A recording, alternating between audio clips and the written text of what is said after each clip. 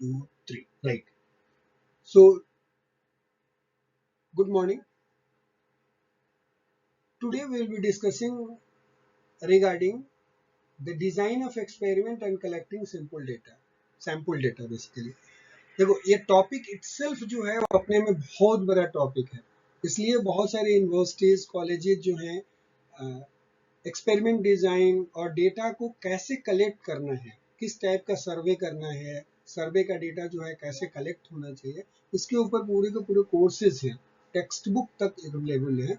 इसलिए मेरा गोल इस पर्टिकुलर लेक्चर में सिर्फ इतना है कि आप लोगों को एक ओवरव्यू मिल जाए इस टॉपिक से रिलेटेड, ताकि जब भी आपको कोई एक्सपेरिमेंट डिजाइन करना हो तो आप कर पाओ थोड़ा बहुत, और इवन इफ यदि ना भी करना हो तो आप जज कर पाओ कि क्या सही है क्या गलत है। राइट, कुछ टर्मिनोलॉजी क्लियर हो जाएगी तो आप आगे भी पढ़ के समझ सकते हो। राइट, कई बार बहुत सारे एग्जाम्स जो होते हैं जिसमें मल्टीपल चॉइस क्वेश्चन भी पूछे जाते हैं, तो छोटे छोटे डिफिनेशन यदि क्लियर है तो आप मल्टीपल चॉइस क्वेश्चन भी सॉल्व कर सकते हो, या वाइवा में आपके लिए बहुत यूजफुल हो सकता है ये पर्टिकुलर लेक्चर। राइट, सो मेरा मेन पर्पस जो है वो यही है कि एक ओवरव्यू प्रोवाइड कर देना कि डिजाइन ऑफ एक्सपेरिमेंट्स और सैंपल डेटा कलेक्शन कैसे होता है और उससे रिलेटेड क्या क्या terms. Right, so let's start. इस लेक्चर को बनाने के लिए मैंने 4 बुक कंसल्ट करे हैं। तो the 4 books which I have consulted, one is the elementary statistics which comes from the Pearsons, another again elementary statistics, a step by step approach from Tata Micro Hills. Third book, elementary statistics picturing the world global edition, again from Pearson 2019. And fourth book which I have consulted is the elementary statistics 11th edition which comes from Science Learning. आप लोग इस book को जब भी आप भी detail में यदि पढ़ना हो तो आप कंसल्ट कर सकते हो। This 4 books are really very good, at least it gives you the clear cut understanding.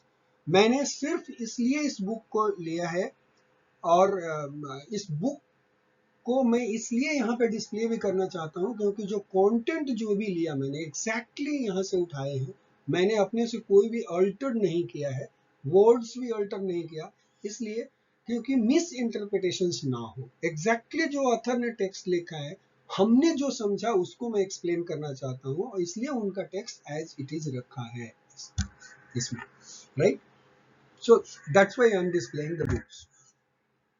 So important point क्या है, देखो, the goal of every statistical study, कोई भी स्टैटिस्टिकल स्टडी आप कलेक्ट जब आप कंडक्ट करते हो तो उसका पर्पस क्या होता है कि to collect data and then use the data to make a decision. उस डेटा जो डेटा कलेक्ट किया उसके डेटा के बेस पे डिसीजन लेना। तो देखो, यदि डेटा कलेक्शन का प्रोसेस यदि बढ़िया नहीं होगा तब तक जो होगा वो आपका डेटा कलेक्शन का प्रोसेस यदि बढ़िया नहीं होगा तो जो भी आप डिसीजन उससे डिराइव करोगे वो भी ठीक नहीं होगा, उसमें भी फ्लॉज होंगे। राइट, सो इसलिए ये इंपॉर्टेंट है कि जो भी डेटा कलेक्शन का process should be very good, experiment design should be very good. Right, although you may never have to develop a statistical study, हो सकता है कि आपको लाइफ में कोई स्टैटिस्टिकल स्टडी डेवलप न करना पड़े, लेकिन it is likely that you will have to interpret the result of one statistical study, correct? So उस केस में before interpreting the result of the study, however, you should determine whether the results are reliable or not. Right, in other words, you should be familiar with how to design a statistical study. ये तो आपको पता होना ही चाहिए। सो दो type की statistical study को broadly दो टाइप में कैटेगराइज किया जा सकता है। One is called observational study and another one is called experimental study. तो दो टाइप की स्टडी होती है। ऑब्जर्वेशनल स्टडी में देखो, और यहाँ पे ऑब्जेक्टिव क्वेश्चंस आते हैं, वो क्या करता है, स्टडी का डिस्क्रिप्शंस दे देता है और वहां भी जाकर के पूछता है एग्जामिनर कि ये ऑब्जर्वेशनल स्टडी है कि एक्सपेरिमेंटल स्टडी है। तो यहाँ पे पकड़ना इस बात को कि ऑब्जर्वेशनल स्टडी क्या है, टिपिकली उसमें क्या बात लिखी होगी, क्या चीज ढूंढना है, then you are going to say it is observational study. और किस केस में हम स्टडी को एक्सपेरिमेंटल स्टडी करेंगे कहेंगे, राइट। ये चीज सीखना ज्यादा जरूरी है। सो हमने क्या किया है, यहाँ पे उसके definition as it is copy करें हैं, तो पहले वो समझने की कोशिश करते हैं। एंड मल्टीपल मैंने एग्जांपल्स भी लिया है ताकि बातें आपके दिमाग में बैठ जाए कि ऑब्जर्वेशनल स्टडी और एक्सपेरिमेंटल स्टडी में क्या डिफरेंस है। सो इन ऑब्जर्वेशनल स्टडी में क्या होता है, रिसर्चर जो भी है does not influence the responses, मतलब जो भी रिस्पॉन्स है उसको इन्फ्लुएंस करने की कोशिश नहीं करता है रिसर्चर, राइट। रिसर्चर क्या करता है, he or she observes and measures the characteristics of interest of part of a population but does not change the existing condition। वो existing condition को change नहीं करता है, वो सिर्फ और सिर्फ ऑब्जर्व करता है। जैस और एक्सपेरिमेंटल स्टडी में रिसर्चर डेलिबरेटली क्या करता है, applies a treatment before observing the response. समझ गए, वो वहां पे उसके कंडीशन को मॉडिफाई करने के लिए ऑब्जर्वर कुछ भी नहीं करेगा, वो जस्ट साइलेंटली ऑब्जर्व करेगा। जैसे फैक्ट्स वो लिखेगा, बस आपको फैक्ट्स पकड़ना है तो ऑब्जर्वेशनल हो जाएगा, कुछ नहीं कर रहे। लेकिन एक्सपेरिमेंटल में रिसर्चर जो होगा it will applies a treatment पहले और फिर उसके रिस्पॉन्स को देखना चाहेगा। तो वहां पे आप कैटेगराइज कर सकते हो दोनों के बीच में। थोड़ा ब्रीफ समरी देख लेते हैं दिस टाइप ऑफ स्टडीज के। तो एक एग्जांपल देखते हैं, ठीक है। अब देखो यहाँ पे रिसर्चर क्या कर रहा है, मेजर कर रहा है the amount of time people spend during various study, various activities, बहुत सारी एक्टिविटीज है उसमें वो सिर्फ उसका पर्पस क्या है रिसर्चर का कि कितना लोग टाइम स्पेंड करते हैं। जैसे पेड वर्क जहाँ पे पैसा मिलता है वहां पे कितना टाइम स्पेंड करते हैं, चाइल्ड केयर बच्चों का ध्यान रखना है वहां पे कितना करते हैं, और सोशलाइजिंग अपने आप को सोशलाइज करने में कितना टाइम स्पेंड करते हैं।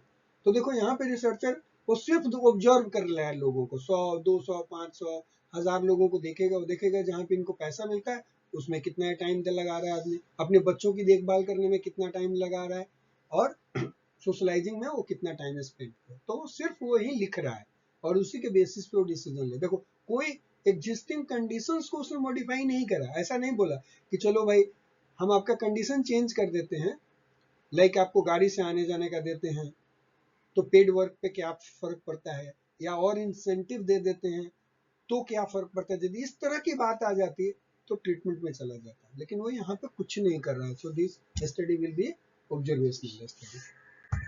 दूसरा ऑब्जर्वेशनल स्टडी का एग्जांपल क्या है, researchers conduct a study to determine how confident Americans are in US economy, right?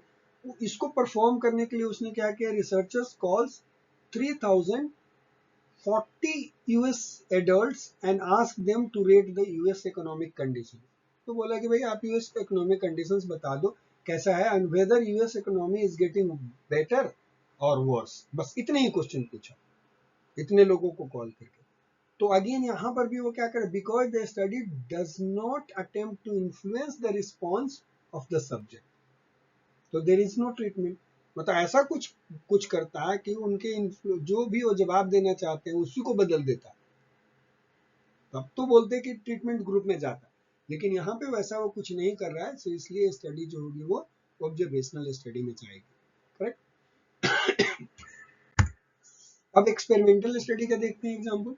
In performing an experiment, a treatment is applied to a part of population, और उसको बोलते हैं जिस population को treatment apply करते हैं उसको बोलते हैं ट्रीटमेंट ग्रुप, और उसके बाद हम रिस्पॉन्स ऑब्जर्व करते हैं ट्रीटमेंट देने के बाद।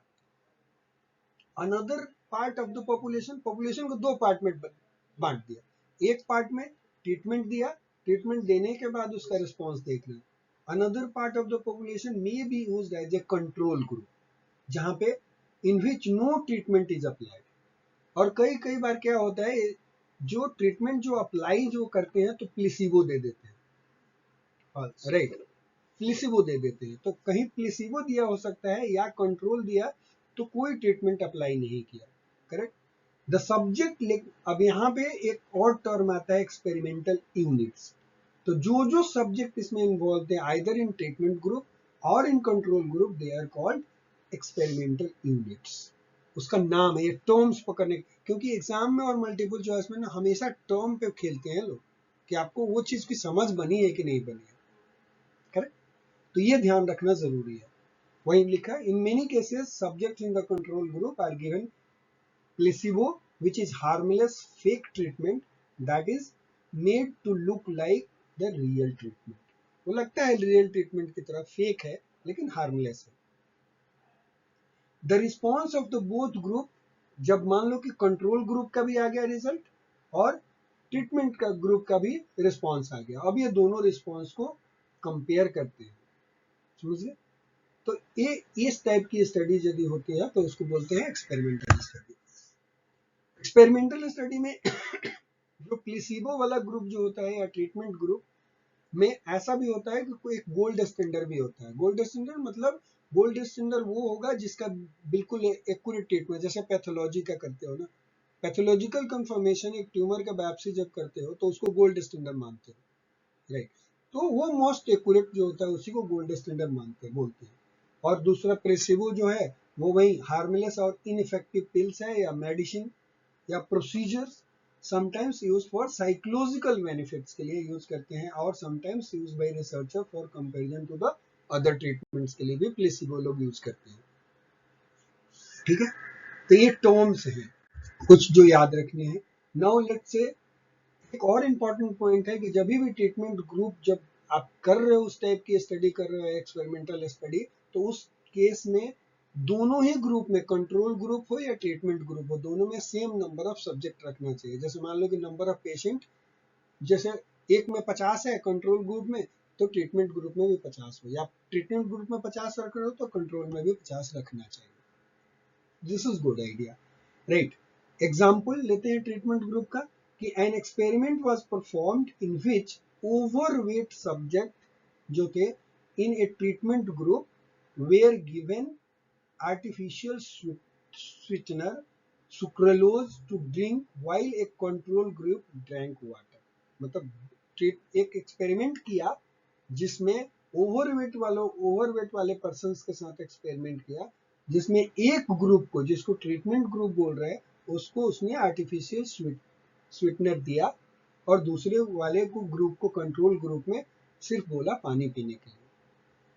After performing the glucose test, researcher concluded that sucralose affect the glycemic and insulin responses in overweight people who do not normally consume artificial sweetener। तो क्वेश्चन ऐसा देगा एग्जाम्पल और पूछेगा कि ये किस टाइप की स्टडी है, ऑब्जर्वेशनल है या एक्सपेरिमेंटल है। तो यहाँ पे एक्सपेरिमेंटल इसलिए है क्योंकि एक ग्रुप को ट्रीटमेंट दिया गया है, राइट, करेक्ट, और देन उसके रिस्पॉन्स को देखा जा रहा है, समझ गए। दूसरा एक और देखते हैं example, researcher studied the effect of vitamin D3 supplementation among patients with antibody deficiency और फ्रीक्वेंट रेस्पिरेटरी ट्रैक्ट इन्फेक्शन। जिनको हो रहा है, ज्यादातर एंटीबॉडी डिफिशियंसी थी या फ्रीक्वेंट उनको जो रेस्पिरेटरी ट्रैक्ट इन्फेक्शन हो रहा था, उस केस में विटामिन D3 के सप्लीमेंट का रोल देखना चाह रहा था। उसके लिए क्या किया उसने, to perform the study 70 patients receives 4000 international unit of vitamin D3 daily for a year, और अनदर ग्रुप जो था अगेन 70, देखो दोनों में 70 पेशेंट्स का सेम आ गया, group receives placebo daily for 1 year, correct. तो इसलिए because the study applies a treatment vitamin D3 to the subject, the study is an experiment, correct. और एग्जांपल देते हैं, लेके सल्क वैक्सीन एक्सपेरिमेंट। ये इसको अच्छे से पढ़ते हैं क्योंकि इसको कई बार हमने इस पर्टिकुलर आर्टिकल में रेफरेंस किया है इस एक्सपेरिमेंट को। इसमें देखो क्या लिख रहा है कि इन 1954 an experiment was designed to test the effectiveness of Salk vaccine in preventing polio, which had killed or paralyzed thousands of children. तो कैसे एक्सपेरिमेंट कर रहा है? बाय रैंडम सिलेक्शन कर रहा है। देखो वर्ड पे ध्यान देना, by random selection of 4 lakh 4,01,000 नहीं 900, हाँ ठीक है, 4,01,974, ठीक है। Children were randomly assigned into 2 groups. कितने चिल्ड्रन को 2 ग्रुप में असाइन कर दिया। फर्स्ट ग्रुप में 2,745 चिल्ड्रेन को ट्रीटमेंट ग्रुप में रखा जिसमें सैल्क वैक्सीन इंजेक्शन दिया, और दूसरे ग्रुप में क्या किया, 2,01,229 children were injected with placebo, right? That contained no drug, correct?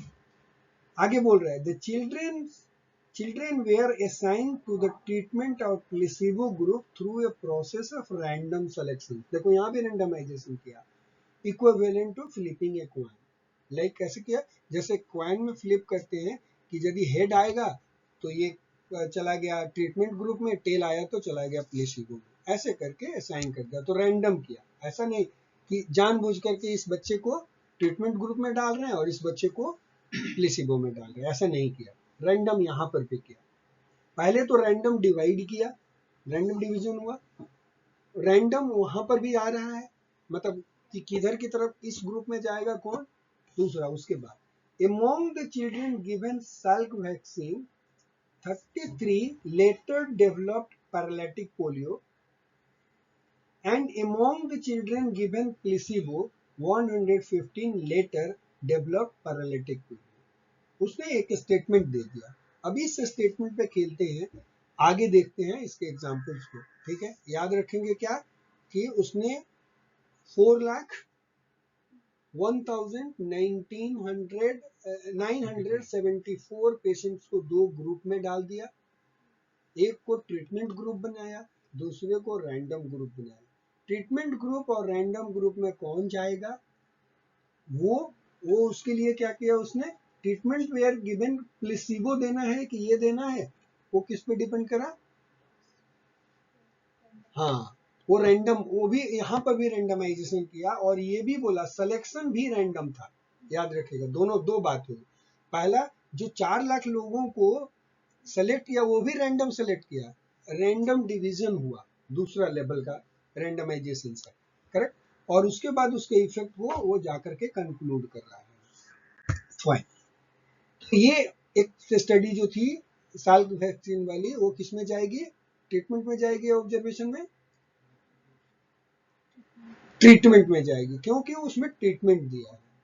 Okay, now look, this is question है, राइट। ये क्या है, the Pennsylvania game commission conducted a study to count the number of elk और animals in Pennsylvania. The commission captured and releases 636 animals, which included 350 adult cows, 125 calves, 110 branched bulls, and 51 spikes. Is this study a observational study or experimental? कौन सा है? Observational है, answer तो लिखा हुआ है। Observation क्यों है? क्योंकि कहीं कोई ट्रीटमेंट किसी को नहीं दिया, इन्फ्लुएंस करने की कोशिश नहीं करी। उसने क्या किया, इतने एनिमल कैप्चर किए और रिलीज कर दिए। उसमें से कितने में से कौन कौन थे, वो उसका फैक्ट्स को दे रहा है, कुछ चीज मॉडिफाई नहीं कर रहा है। तो इसलिए ये जो जाएगा किस में जाएगी, ऑब्जर्वेशनल स्टडीज में जाएगी। एक और देखते हैं एग्जांपल, ऑब्जर्वेशनल स्टडी में क्या क्या गलतियां होती हैं और why experimental study is good. This is a good example of this is good example, right, related with ice cream and drone. इसमें क्या है, ऑब्जर्वेशनल स्टडी में क्या किया, उसने क्या किया कि पास्ट डेटा जो है, they observe the past data to incorrectly conclude that कि ice cream causes drowning based on the data showing that increase in ice cream sales are associated with increase in drowning. समझ गए? वो क्या किया, आइसक्रीम का cell बढ़ा और डूबने की भी संख्या बढ़ी पूल में, स्विमिंग पूल में। तो उसने क्या कर दिया, पीछे का डेटा लेकर के वो इनकरेक्ट एसोसिएशंस बना दिया। अच्छा, आइसक्रीम का सेल बढ़ा, लोग भी इधर में, तो इसका मतलब आइसक्रीम के कारण जो लोग है वो ड्रोनिंग हो रहे, डूब रहे हैं। राइट। मिस्टेक क्या था? The mistake is to miss the lurking variables, the temperature variable of the temperature, and failure to see that as temperature increases ice cream sales increase. ये तो सही है भाई, टेम्परेचर बढ़ेगा, लोग आइसक्रीम खाना बहुत पसंद करते हैं। Droning increases because more people swim, ज्यादा लोग स्विम करेंगे तो नेचुरली ज्यादा लोग डूबेंगे भी। ये बात भूल गया, इसलिए गलत कंक्लूजन निकला। बोला यदि इसी को एक्सपेरिमेंट यदि करना था तो कैसे करना चाहिए था? Conduct an experiment with one group treated with ice cream while another group gets no ice cream. Correct? और तब देखो, we would see that rate of drowning victims is about the same as in the both group. So the ice cream consumption has no effect on drowning. This example here, the experiment is clearly better than the observation study. समझ गए? तो कई case में यदि ये इस type का conclusion की बात थी तो उसके लिए तो बेहतर है कि आप एक्सपेरिमेंट डिजाइन करो, नहीं तो ये गलती हो जाती है ऑब्जर्वेशनल स्टडी में। ठीक है, चलें आगे। सो टू प्रोड्यूस, देखो, to produce meaningful unbiased results, experiment should be carefully designed and executed. Unbiased result चाहिए तो आपका डिजाइन भी बढ़िया होना चाहिए, उसका एग्जीक्यूशन भी बढ़िया होना चाहिए। It is important to know what steps should be taken to make the results of an experiment valid. A good design of experiment includes replication। तीन चीज होते हैं। एक गुड डिजाइन एक्सपेरिमेंट होगा तो वहां पे रिप्लिकेशन को भी ध्यान में रखा जाएगा, ब्लाइंडिंग को ध्यान में रखा जाएगा, और रैंडमनेस को ध्यान में रखना जरूरी होता है। Correct? Because experiment results can be ruined by variety of factors, being able to control these influencing factor is important। Experimental result क्या है? बहुत सारे ऐसे फैक्टर्स जो हैं उसके रिजल्ट को बर्बाद कर सकते हैं, तो इसलिए उन वेरिएबल को कंट्रोल करना जरूरी होता है, और one such factor is called confounding variable. तो एग्जाम में आपको या समझने के लिए ये वर्ड कंफाउंडिंग वेरिएबल आएगा, कौन क्या होता है कंफाउंडिंग वेरिएबल, वो समझना जरूरी है। यहाँ पे इंपॉर्टेंट पॉइंट क्या आता है कि गुड एक्सपेरिमेंटल डिजाइन के लिए तीन चीजें होनी चाहिए। क्या होनी चाहिए? रिप्लिकेशन, ब्लाइंडिंग और रैंडमनेस, ये चीज होनी चाहिए। कंफाउंडिंग वेरिएबल क्या होता है?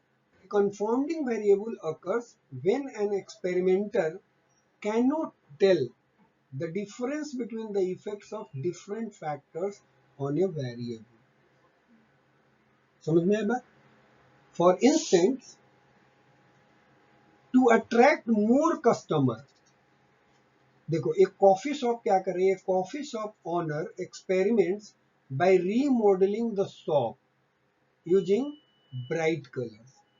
कॉफी शॉप वाले ने क्या किया, अपना कॉफी का रिनोवेशन किया, राइट, और ब्राइट कलर लगाया। एट द सेम टाइम पे क्या हुआ, a shopping mall nearby has its grand opening.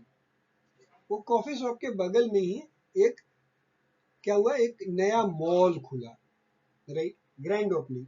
If the business at the coffee shop increases, यदि मान लो कि बिजनेस, कॉफी शॉप का बिजनेस यदि इंक्रीज हो रहा है, it cannot be determine whether it is because of new colour of the new shopping mall, ये और न्यू कलर, वो जो ब्राइट कलर जो बनाया कॉफी शॉप वाले ने, वो उसके चलते उसका इंक्रीज हुआ सेल, या it is because of new shopping mall जो आया उसके कारण से। किस कारण से बढ़ा? right? The effects of the color and shopping mall have been confounded. समझ गए? तो confounding variable कब होता है? It occurs when an experiment cannot tell the difference between the effects of different factors. वही different factors यहाँ पे क्या आता है कि उसके कलर के कारण या मॉल नया खुलने के कारण किस कारण से जो है ये डिफरेंस आ रहा है, तो उस वेरिएबल को क्या बोलेंगे? कंफाउंडिंग वेरिएबल्स बोलेंगे. I think we will stop it here because the size of the video is going to increase and then we'll start from here. Okay, so we will start from the previous lecture. इसमें हम लोग design of experiments में 3 point हम लोग discuss करा था. Good experiment designs will have the replication, blinding and randomness. 3 चीज होना चाहिए था, राइट? तो रिप्लिकेशन क्या है? अब एक एक पॉइंट पर्टिकुलर चीजें डिस्कस कर रहे हैं. Replication is the repetition of an experiment on more than one individual, right? मतलब एक ही एक्सपेरिमेंट का एक से ज्यादा लोगों पे रिपीटेशन होना रिप्लिकेशन बोला जाता है.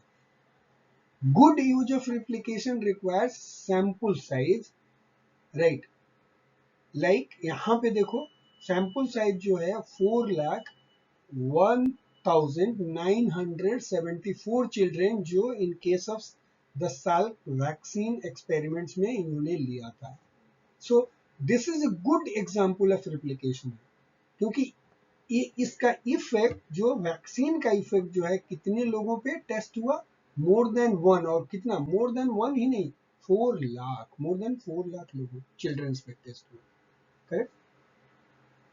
That large enough so that we can see the effect of treatment.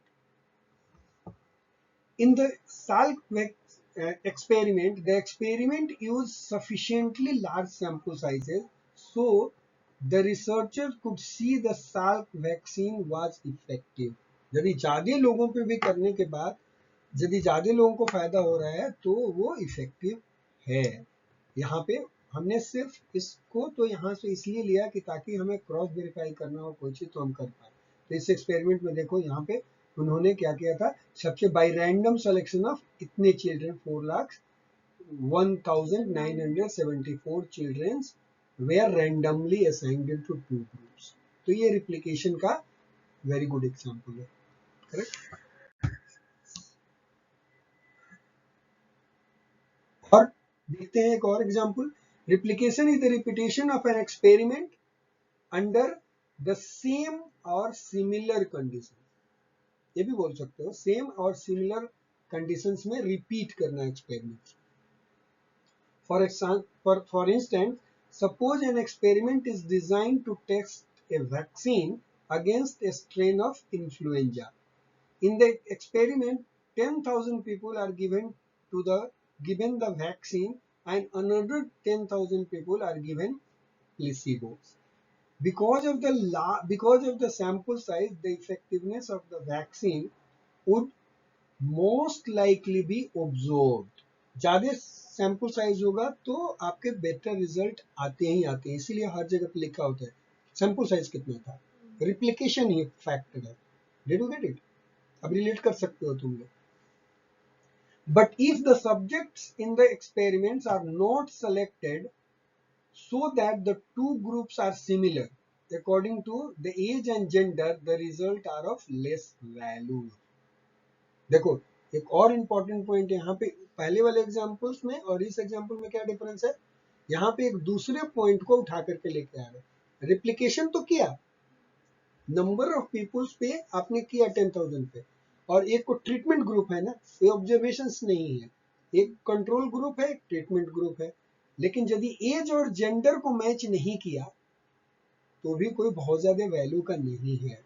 वो आगे चल के और भी आएगा कि मैच डिजाइन बाकी डिजाइन कैसे कैसे होते हैं, राइट? बट ये एक इंपॉर्टेंट पॉइंट है, ठीक है? दूसरा इंपॉर्टेंट चीज एक यहाँ पे लिखा हुआ है कि a biased sample is one that is not representative of the population from which it is drawn.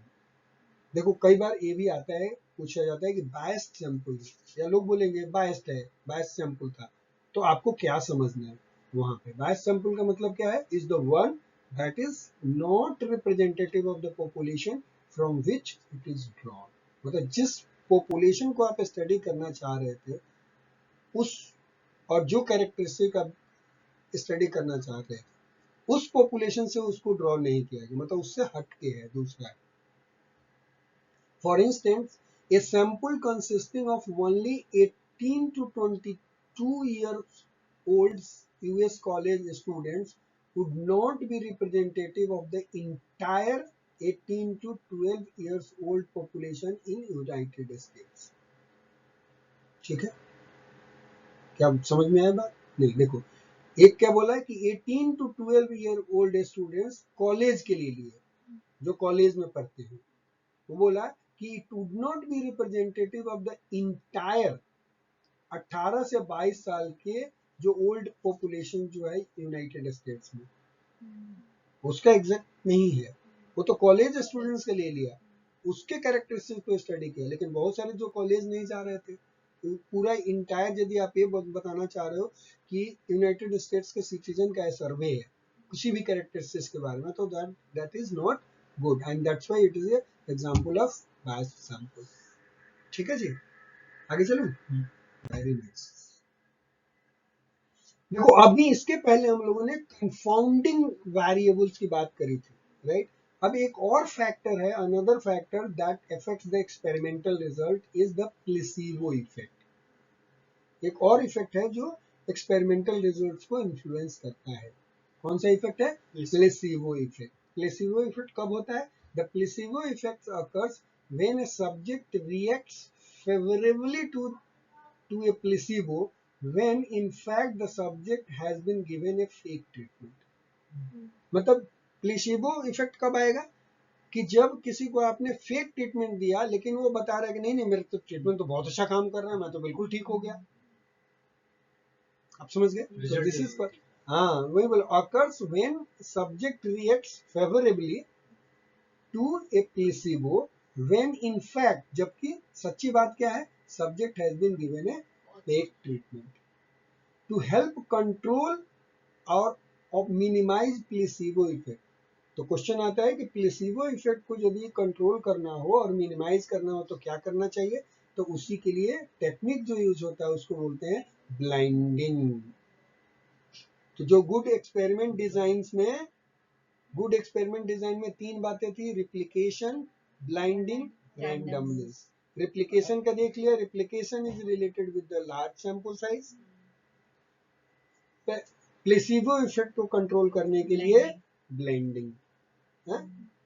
Blinding is a technique, वो क्या है? Where the subject do not know whether they are receiving a treatment और placebo. Subject को नहीं पता होगा कि वो बंदा, उसको ट्रीटमेंट मिल रहा है या प्लेसिबो दिया गया उसको।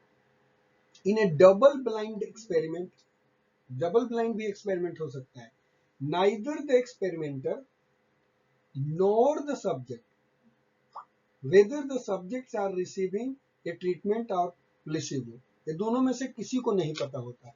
क्या? neither the experimenter nor the subjects know, subject को भी पता नहीं कि मुझे कौन सा ट्रीटमेंट हो रहा है, और जो देने वाला है उसको भी नहीं पता है कि मैं किसको प्लेसिबो दे रहा हूँ और किसको ट्रीटमेंट दे रहा हूँ। तो उस टाइप की स्टडी जो होगी वो डबल ब्लाइंड एक्सपेरिमेंट्स होगी, right? The experimenter is informed after all the data has been collected. जब पूरा डेटा कलेक्ट हो जाता है तब एक्सपेरिमेंटर को पता चलता है कि भाई ये था, अब तुम एनालिसिस करो, जो करना है करो। This type of experimental design is preferred bye researcher. ठीक है जी, वेरी नाइस। तो 2 साल का एक्सपेरिमेंट जो था वो डबल ब्लाइंडेड था। क्यों डबल ब्लाइंडेड था? Which means the blinding occurred at 2 levels. पहला लेवल क्या था?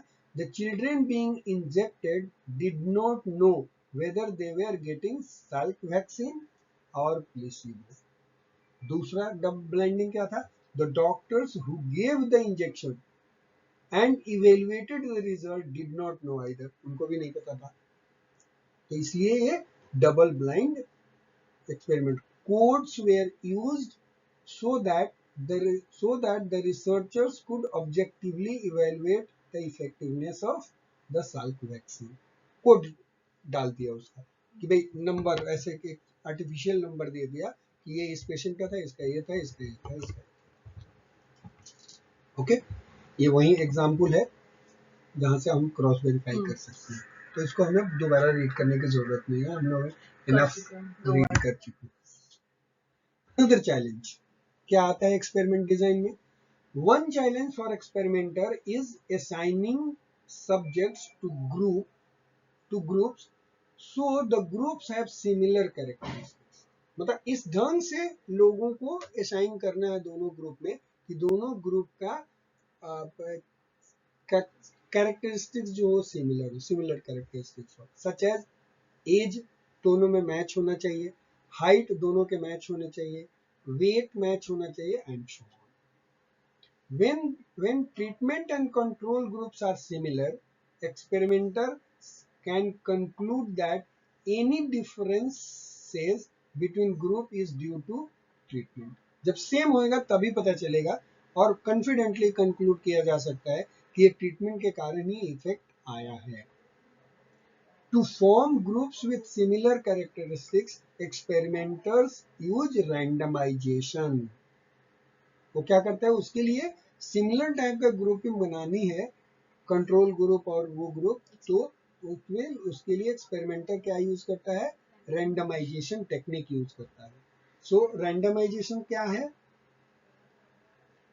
Randomisation is a process of randomly assigning subject to different treatment groups.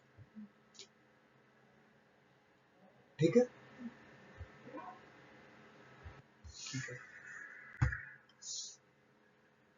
So randomness is used when individuals are assigned to different groups through a process of random selections. ठीक है, दोनों group में जो person को जो subject को assign करना है, यदि रैंडम प्रोसेस यूज करके असाइनमेंट हो रहा है तो उस प्रोसेस को रैंडमाइजेशन बोलेंगे. जैसे साल्क वैक्सीन के एक्सपेरिमेंट्स एग्जांपल्स में उन्होंने किया था. लॉजिक क्या है? The logic behind randomness is to use chance as a way to create two groups that are similar. Right?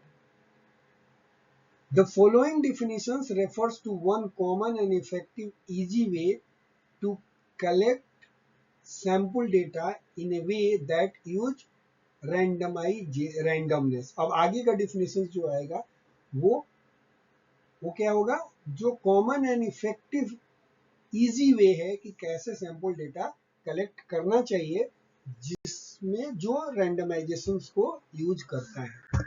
सो देखते हैं. इन ए कंप्लीटली रैंडमाइज्ड डिजाइन, यदि मान लो कि बिल्कुल कंप्लीटली रैंडमाइज्ड डिजाइन करना है तो subjects are assigned to different treatment groups through random selections. In some experiments it may be necessary for the experiment to use blocks, right, which are groups of subjects with similar characteristics. मतलब बड़ा population है, block बना लिया, right. अभी example आएगा, जैसे मान लो कि फीमेल का अलग, मेल का अलग, अलग ब्लॉक बन गया, राइट. एक एग्जांपल बताया. तो क्या बोल रहे हैं कि it may be necessary for experiment to use blocks which are groups of subject with similar characteristics. तो फीमेल का ग्रुप, मेल का ग्रुप या एज का ग्रुपिंग बना लो, कैसे भी ग्रुपिंग बनाई जा सकती है. एक commonly use experimental design is, क्या बोलते हैं उसको, रैंडमाइज ब्लॉक डिजाइन बोलते हैं. मुझे तो एक टर्म आता है randomize block design. To use randomize block design, the experimenter divides the subject with similar characteristics into blocks and then within each block randomly assign subject to the treatment group. मतलब जो block बना दिया, दो block बना दिया, right. अब बोल रहे हैं सिमिलर कैरेक्टर्स का बन गया, then within each block, अब जैसे मान लो कि फीमेल का बना और एक मेल का बन गया ग्रुप, अब इस फीमेल ग्रुप में भी रैंडमली फीमेल सेलेक्ट होगा और मेल वाले ग्रुप में भी रैंडम सिलेक्शन होगा मेल्स का, समझ गए? ये मतलब बोल रहा है। And then randomly assign subject to treatment groups, control group या ट्रीटमेंट ग्रुप्स दोनों। फॉर इंस्टेंस देखो यहाँ पर रैंडमाइज ब्लॉक डायग्राम का ब्लॉक डिजाइन का एक एग्जांपल है क्या कि ऑल सब्जेक्ट ले लिया, इसको 3 ग्रुप बना दिया, 30 से 30 टू 39 ईयर ओल्ड का एक ग्रुप बनाया, दूसरा ग्रुप बनाया 40 से 49 ईयर ओल्ड का, और तीसरा ब्लॉक बना दिया over 50 years of the old. तो कितने ब्लॉक बन गए? 3 ब्लॉक बन गए, और तीनों ब्लॉक में देखो कंट्रोल ग्रुप भी बनाया, ट्रीटमेंट भी बनाया, कंट्रोल ग्रुप भी बनाया, ट्रीटमेंट भी बनाया, कंट्रोल ग्रुप भी बना, ट्रीटमेंट भी बना, करेक्ट। अब इन ग्रुप में रैंडम असाइनमेंट होगा, यहाँ पर भी रैंडमाइज, कंट्रोल में कौन आएगा, ट्रीटमेंट में कौन आएगा, मतलब ये भी रैंडम होगा ना इसमें कि भाई जैसे कंट्रोल और ट्रीटमेंट ग्रुप आया और इस एज के 30 से लेकर के 39 के बीच के जो आए उसमें से यहाँ टॉस ऑफ कॉइन यूज कर सकते हो कि ये आया तो कंट्रोल में, ये आया तो ट्रीटमेंट में, ये आया तो कंट्रोल में, हेड आएगा तो कंट्रोल, ये गया तो ट्रीटमेंट, इसको रैंडमाइजेशन हो गया यहाँ पर। For instance an experimenter who is testing the effects of new weight loss drink may first divide the subject into age categories 30 to 39 year olds, 40 to 49 years old, and over 50 year olds, and then within each group randomly assign subjects to either treatment group or the control group. ये तो explain कर दिया। एक यहाँ पे एक चीज लिखा हुआ है, क्या? The हाउथ्रोन effect, हाउथ्रोन effect, HAWT, Thorne, हाँ हाउथ्रोन, हाउ नहीं है, HAWTHORNE। अब इस थोड़ा सा मेरा प्रोनाउंसिएशन का गड़बड़ है लेकिन आप समझ लो कि ये स्पेलिंग है, right. Hawthorne effect, thorn effect occurs in an experiment when subjects changes their behavior। वो क्या करता है? सब्जेक्ट जो है वो अपना बिहेवियर चेंज कर देता है। Subject changes their behaviour simply, क्यों? Because they know they are participating in an experiment, समझ गए? तो अपना बिहेवियर चेंज कर देता है। ओके, चलो another type of experimental design जो है is a matched pairs design. तो अब मैच्ड पेयर डिजाइन क्या है? Where subjects are paired up according to similarity, similarity के बेसिस पे उसकी पेयरिंग करी जाती है। One subject in each pair is randomly selected to receive one treatment while the other subject receives a different treatment. For instance, two subjects may be paired up because of their age, दोनों का as similar था, इस पे pairing हो सकती है, because of geographical locations और particular physical characteristics के बेसिस पे पेयरिंग करी जा सकती है, दो ग्रुप बनाया जाता है, मैच पेयर के ग्रुप, और एक को ट्रीटमेंट मिलेगा, दूसरे को कंट्रोल या डिफरेंट ट्रीटमेंट मिल सकता है, जैसे भी कर लो आप, ठीक है जी। सैंपल साइज, सैंपल साइज क्या है? Which is the number of subjects in A study is another important part of experimental design, जो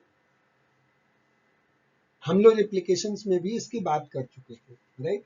to improve the validity of experimental result replication is required, मतलब ज्यादा बड़ा सैंपल चाहिए उसकी validity को, experiment की वैलिडिटी को इम्प्रूव करने के लिए। अब वैलिडिटी ऑफ एक्सपेरिमेंट क्या है? तो the validity of experiment refers to the accuracy and reliability of the experiment, समझिए। यदि वैलिडिटी ऑफ एक्सपेरिमेंट इंप्रूव कर रहे हैं इसका मतलब उस एक्सपेरिमेंट की एक्यूरेसी और रिलायबिलिटी को हम लोग इंप्रूव कर रहे हैं। The result of a valid experiments are more likely to be accepted in scientific community, ठीक है। इसलिए आपको सैंपल साइज लार्ज लेने हैं। एप्लीकेशन ऑलरेडी कर चुके हैं हम लोग। अब स्ट्रेटिफाइड सैंपलिंग एक देखते हैं, राइट। अब ठीक है, दो तरह का है सैंपलिंग, एक है स्ट्रेटिफाइड सैंपलिंग और दूसरा जो है क्लस्टर सैंपलिंग। ये समझना जरूरी है। बोल रहा है be sure you understand that stratified sampling randomly selects a sample of members from all strata. अब देखो क्या स्ट्रेटिफाइड सैंपलिंग में क्या किया, जैसे रैंडमाइज ब्लॉक का ही पार्ट है, अलग अलग ब्लॉक बनाया। तो ब्लॉक कैसे बना रहे, एक लो इनकम ग्रुप का बना दिया, दूसरा जो बना दिया मीडियम इनकम ग्रुप का बना दिया, और तीसरा जो बना दिया हाई इनकम ग्रुप का बना दिया। तो 3 ब्लॉक बना दिए। और सैंपलिंग करेगा तो एक इसमें से उठा लेगा, एक इसमें से उठा लेगा, ऐसे ऐसे अलग हर में से जैसे दो दो पिक कर लिया, समझ गए। ये दो दो पिक कर लिया, ये देख रहे हो, ये यही बातें लिख रहा है। ये बोल रहा है ना select sample of members from all strata, मतलब जो अलग अलग जो क्लासिफिकेशन जो किया था अलग अलग का, हर ग्रुप में से कुछ न कुछ मेंबर सेलेक्ट कर लेते हैं। ये स्ट्रेटिफाइड सैंपलिंग में ऐसा होता है, राइट। क्लस्टर सैंपलिंग में क्या करते हैं, cluster sampling uses all members from randomly selected sample of clusters but not all, some clusters will be part of the sample। जैसे देखो यहाँ पे क्या किया क्लस्टर्ड सैंपलिंग में अलग अलग जोन बना लिया, समझ गए। जैसे एक जोन 1 का अलग डिवीजन है, जोन 2 अलग है, एक अलग क्लस्टर बन गया, एक अलग क्लस्टर बन गया, और सिर्फ क्या कर रहा है एक ही जोन को उठा लिया और उसी के सारे मेंबर को ले लिया। आप समझे, डिफरेंस समझ में आया। स्ट्रेटिफाइड सैंपलिंग में क्या हुआ, अलग अलग ग्रुप बनाया, और जब सैंपल स्टडी करना है तो एक एक दो दो उठाना, तो दोनों में से दो दो उठा लिया, रैंडमली सेलेक्ट कर लिया, और तब जाके वो एनालिसिस करेगा, जो भी करेगा उस पर एक्सपेरिमेंट करेगा। यहाँ पे क्या अलग अलग क्लस्टर बना लिया, जैसे जिप कोड के हिसाब से जोन बना लिया, और एक जोन वाले को कि जितने भी थे कोई भी एक इसमें से पांचों जोन चारों जोन में से कोई एक जोन को रैंडमली पिक कर लिया, उसी के बेसिस पे डिसीजन ले लिया। सो इस टाइप की सैंपलिंग जो होगी वो क्लस्टर्ड सैंपलिंग होगी, ठीक है जी। Okay, for instance in figure इसमें बताया ना कि राइट सैंपल ऑफ आउटपुट, ठीक है, सेम चीज है जो मैं ऑलरेडी एक्सप्लेन कर चुका हूँ, ठीक है। तो सिर्फ एक ही जोन उठाया और इस पे जो भी उसको डिसीजंस लेना था वो ले लिया।